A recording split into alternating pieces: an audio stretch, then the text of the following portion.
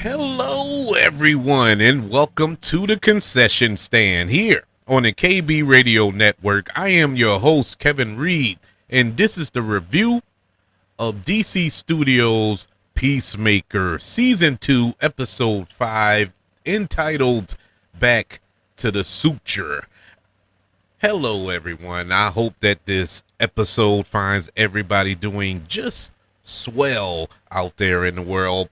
This is, I guess you could say, the halfway point. I think we have four, maybe three more. No, three more episodes left in this season. So we're officially past the midway point of the season, and we're starting to pick up a little steam here as we approach the finale of season 2 of Peacemaker. This episode picks up right after the cliffhanger of episode 4, where we saw that Hardcore had set up a meeting with Peacemaker, and it was a trap, or ambush, if you will, orchestrated by Rick Flag Sr. and Argus.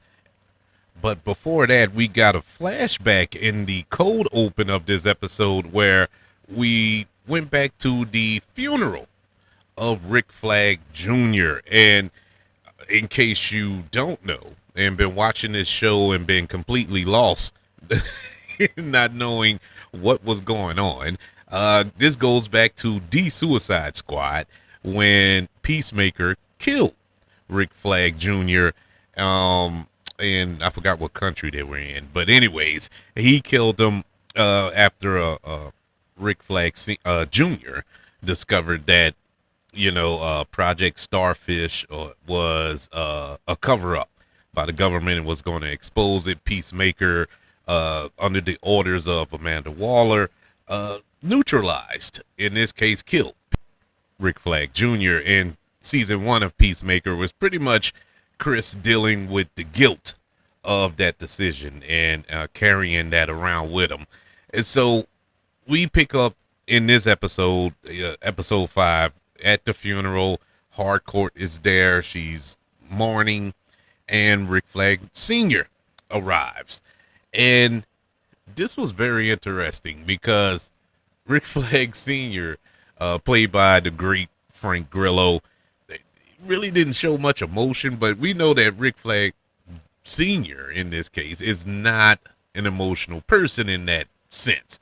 And so it was interesting to see that, and pretty much the spark that started this flame in his hunt to get Peacemaker. And we get the origin, of you will, of the vow that Harcourt made to make Peacemaker pay for killing Rick Flag Jr. because they did have a relationship prior to that early demise of that character. So it's kind of a conflicting thing because we learned through season 1 that they actually developed a friendship that turned into a relationship that turned into a hookup that happened on the boat. And we don't know exactly what happened on that boat, but we do know that their relationship deepened. And you can read between the lines that they pretty much did the boom shoom on that boat when they were when they both were drunk. Whereas Peacemaker left that encounter having feelings, deep feelings for Harcourt, and Harcourt on her end having feelings, but due to her hard layer persona and the fact that she knows what Peacemaker has done in his past, really can't commit to Peacemaker, but at the same time can't let go of those feelings that she too has for him. And so you have that dynamic working out or playing itself out, and that is one of the best parts of this show, I must say. No, it's not the punchy smash that is fun. That's really what you come to watch this, but that is a real big dynamic of the show. The character conflict, the internal conflict that these characters have. I should say. So it's fun to see this play out and where it would ultimately end. Hopefully, when we get to the end of this show. So we get through our, of course, our dance sequence of an intro that I don't enjoy as much as I did for the last. I think I mentioned this on past reviews, but I don't know. Today really hit me. Watching it again, I was like, I don't like this one. Even though it's well choreographed, it is actually choreographed better than the first season, but it's something about it. I'm not connecting with it. You know, I know at the end because I have a funny feeling that the way that it's choreographed and if you pay attention to the pairings of who's dancing with who, that it tells a story, pretty much tells the story of the season, but I haven't deciphered it yet. I'm not that smart. So it hasn't really got there yet. I'm pretty sure by the end of this season, it probably will click. It just haven't yet. But nonetheless, it's fun. It fits the tone of the show. If you enjoyed the intro from last season as well. And so we get past this title sequence and then we link up in present time where Harcourt is sitting on the bench at this park waiting on Chris. Now, we find out that she wasn't expecting Chris to come. She gave him a code word. She gave him a code word to not show up, that is a trap, that is an ambush.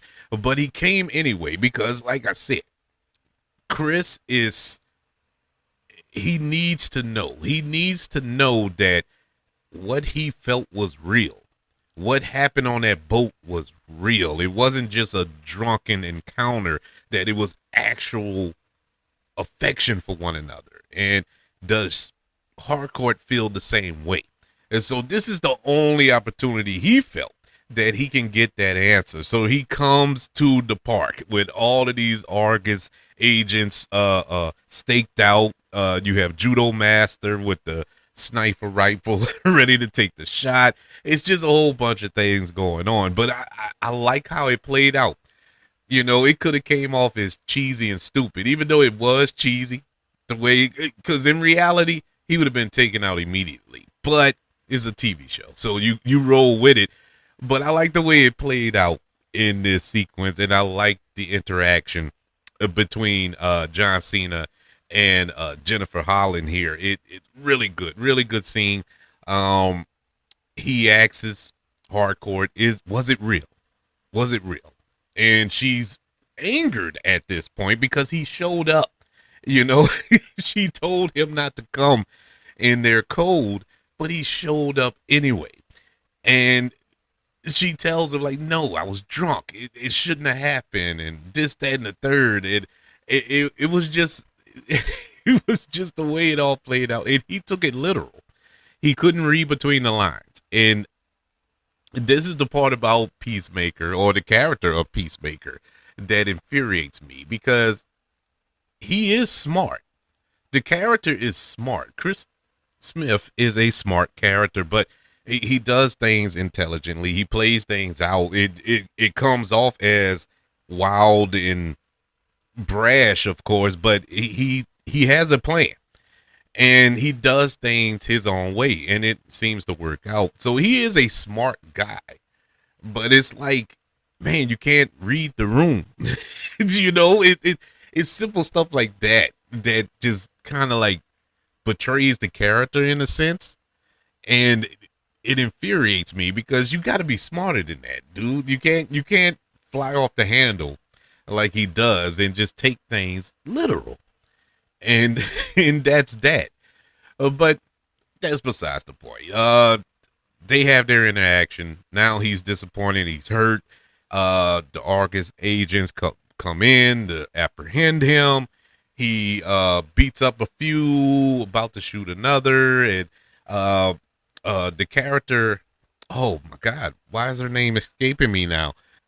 The female character that in the comics she's linked to Bruce Wayne. Why am I Sasha? She comes in and she has cybernetic enhancements. Now, I don't recall her character having that in the comics. She could. I just don't remember.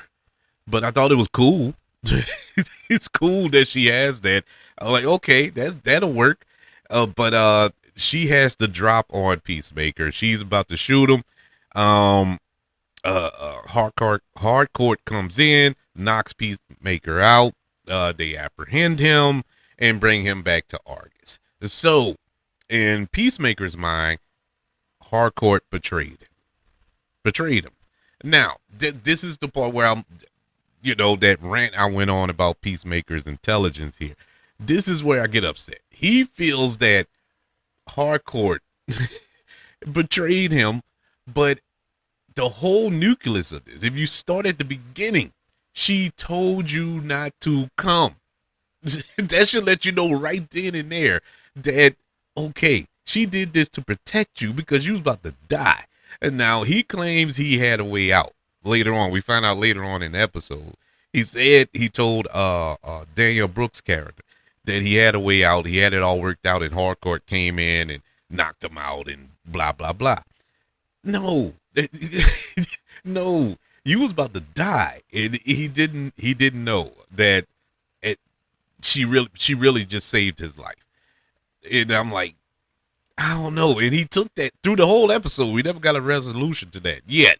We probably get it next week, it looks like, judging by the little preview for next episode. But it just kind of left me like, come on, man, you got to be smarter than that, dude. I mean, come on.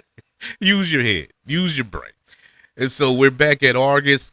Rick Flag Sr. tells everybody to leave the room, take the cuffs off, turn off the recording equipment, leave me and him in here.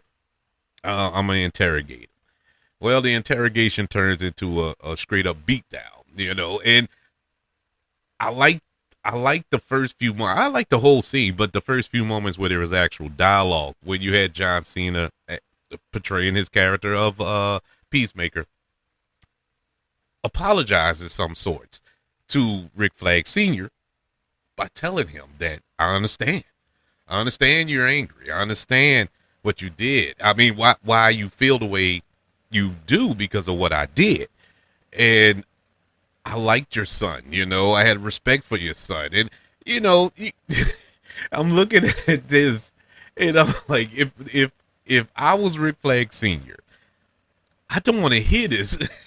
I don't want to hear that. I would have beat you half to death too. And that's exactly what Rick Flag Sr. did.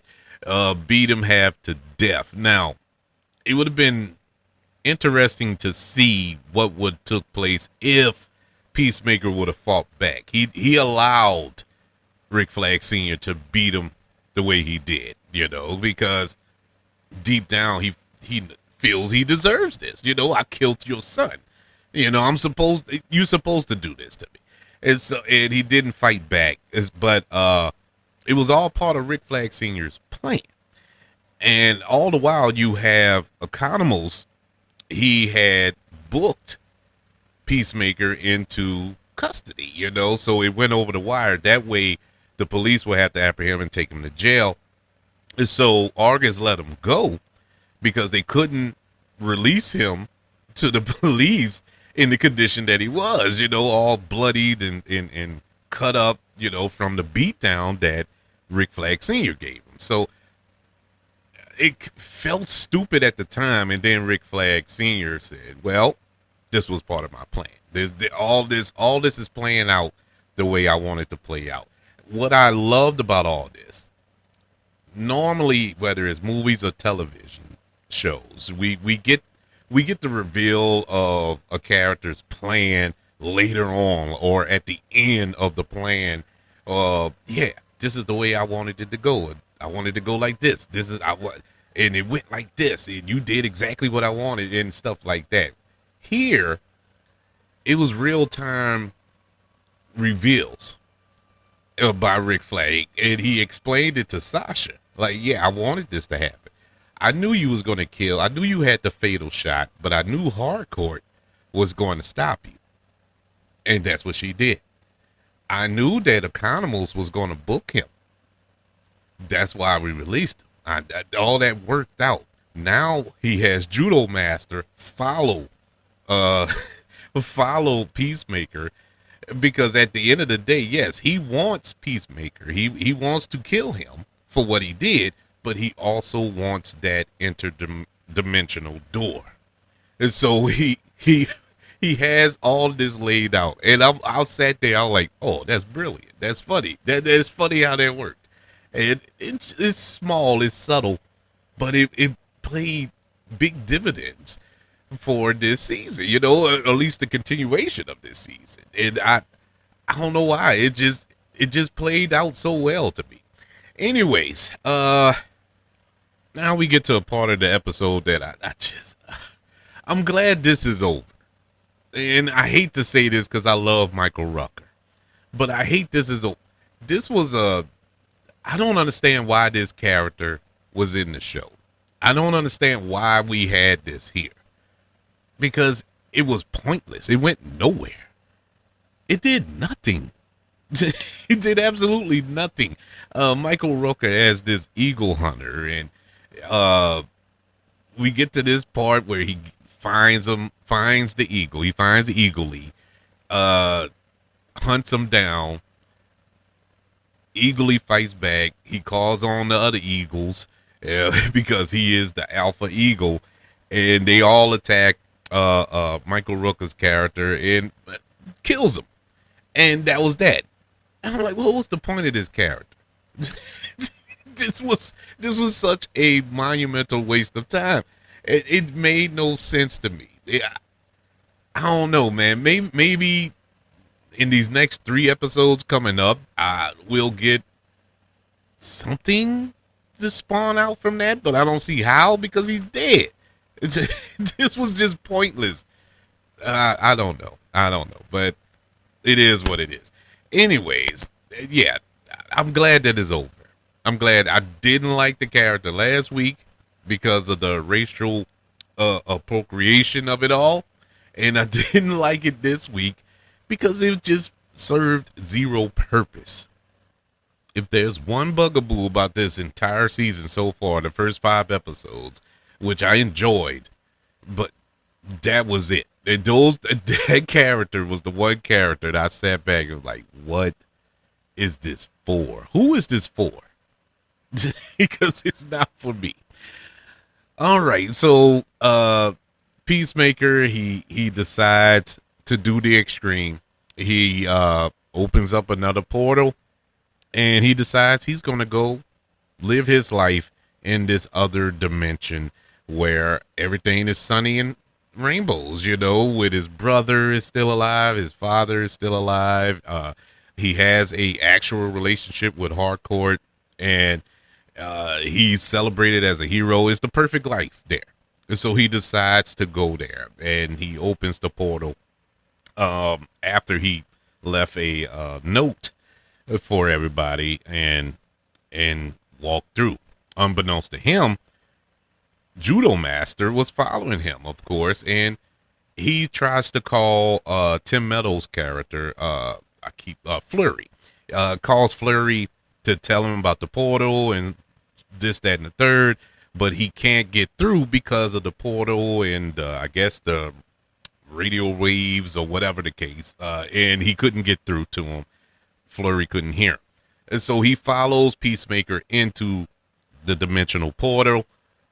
Just then, we have Danielle Brooks' character come in, Vigilante come into the cabin, and the door closes behind them. And they look on as Peacemaker is essentially trapped in this other dimension. But he did leave behind. He did leave behind the little briefcase, space-age briefcase that can open up the portals. So that sets up the 11th Street gang to go behind him and find him and bring him back home. So that's all set up for the next 3 episodes. While in this other dimension, Chris links up with his brother, his father. They got to go fight a kaiju.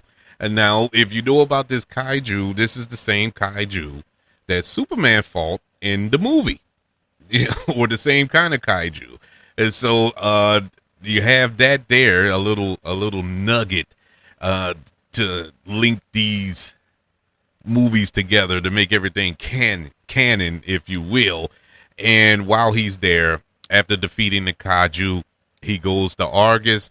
That version of Harcourt is there. They smile at one another and they run into each other's arms as it cuts to black. This was a good episode. This was a really good episode, aside from the Eagle Hunter thing. But uh, uh, besides that, I really like this episode because it set up so much going forward. It sets up these final 3 episodes, and in case you're not in the know, I guess I'll let everybody know. James Gunn has said that these last 3 episodes of Peacemaker is huge. Oh, the first 5, which we just watched, were all screened for critics. These last 3 wasn't screened for nobody. Because there are major spoilers for the DCU moving forward. It's supposed to set up the Man of Tomorrow, the new Superman Lex Luthor movie that comes out in 2027. And so all that's going to get set up within these next 3 episodes. And for other properties throughout the DCU. This is what James Gunn says. So there are major implications in these next 3 episodes. And my God, I can't wait. Even without all that, I am excited for these next 3 episodes. You know, with the story that's being told here with Peacemaker and his growing need to be accepted, you know, and that's basically what it is. Yes, he has a sketchy past, but he wants to move on. He wants to be a hero. He wants to be celebrated and do the right thing for the right reasons. And it's like his past is killing him. His past is holding him down so much in this universe. And his only vindication is to go to another one. And you know, is trying to find that balance here in this universe, but it's so much, you know, stacked up against him here. So how are we going to come to a resolution with that? How are we going to come to a resolution with his relationship with Harcourt? Will she finally bend the knee, if you will, and go ahead and confess her feelings and succumb to her feelings that she has for Chris? And they can actually be a real couple. And can Rick Flag Sr. Forgive Peacemaker, you know, and allow him to be the hero that he is trying to be, the better man that he's trying to be. It's a lot there. There's a lot there to play with within these next 3 episodes. And not to mention, will there be some repercussions for our Peacemaker killing the Peacemaker from the dimension that he's in? You know, what's going to happen there? Either way, whether he stays in that dimension, there's a problem. If he comes back to ours, it's a problem. You know?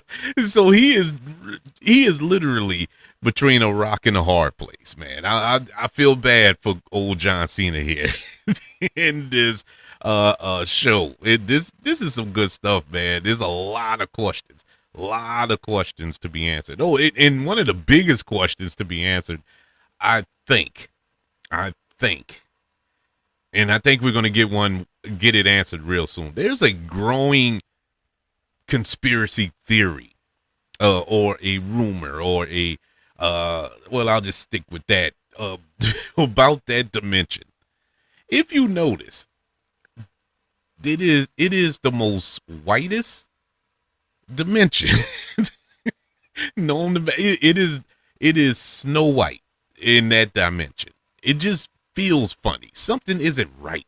They have murals of Peacemaker and the White Dragon and his brother. You know, it just feels off. You don't see any black people, no brown people, no nothing, no diversity at all in that dimension.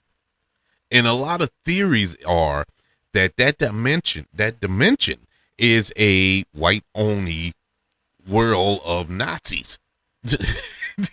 And so it's like, okay, if it's that, then it'll make that decision a tad bit easier to switch back over to ours.